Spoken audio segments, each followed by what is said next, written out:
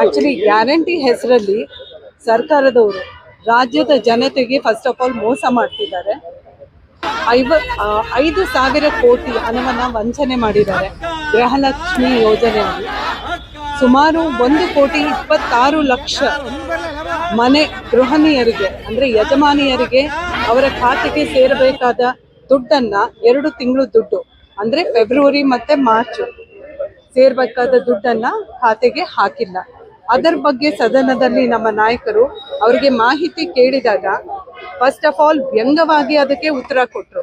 August ವರೆಗೂ ನಾವು ಹಾಕಿದೀವಿ, ಫೆಬ್ರವರಿ ಮಾರ್ಚ್ ಕೂಡ ಅದರಲ್ಲೇ ಬಂತಲ್ಲ ಅಂತ ದಿಟ್ಟಾಗಿ ಹೇಳಿದ್ರು, ವಾದ ಮಾಡಿದ್ರು.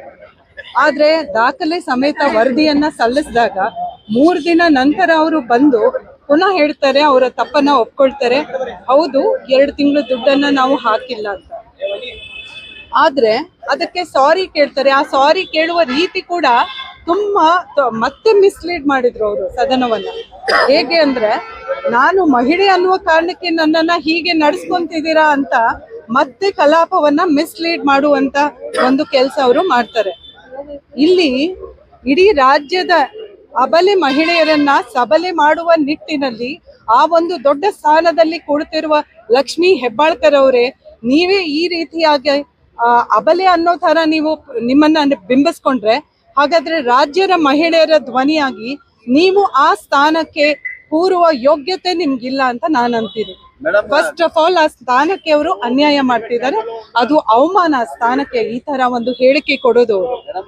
45 ದಿನ ಆಗಿ ಹೋಯ್ತು, ಇಲ್ಲಿವರೆಗೆ ತಾವು ಪಕ್ಷದವ್ರು ಏನ್ ಮಾಡಿದ್ರಿ? ಜೊತೆಗೆ ಇಲ್ಲ, ನಮ್ಮ ನಾಯಕರು ಆಲ್ರೆಡಿ ಕೇಳ್ತಾನೆ ಇದ್ದಾರೆ, ಸದನದಲ್ಲಿ ಇದು ನಡೀತಾನೆ ಇದೆ.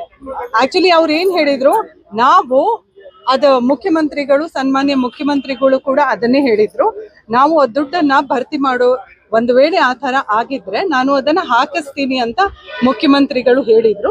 ಸೊ ಅದಕ್ಕೆ ನಮ್ಮ ನಾಯಕರು ಕೂಡ ವೇಟ್ ಮಾಡಿದ್ರು. ಆದ್ರೆ ಇದುವರೆಗೂ ಆ ರೀತಿಯಾದ ಯಾವ್ದು ಅಂದ್ರೆ ಭರ್ತಿ ಆಗಿಲ್ಲ ಇನ್ನು ದುಡ್ಡು.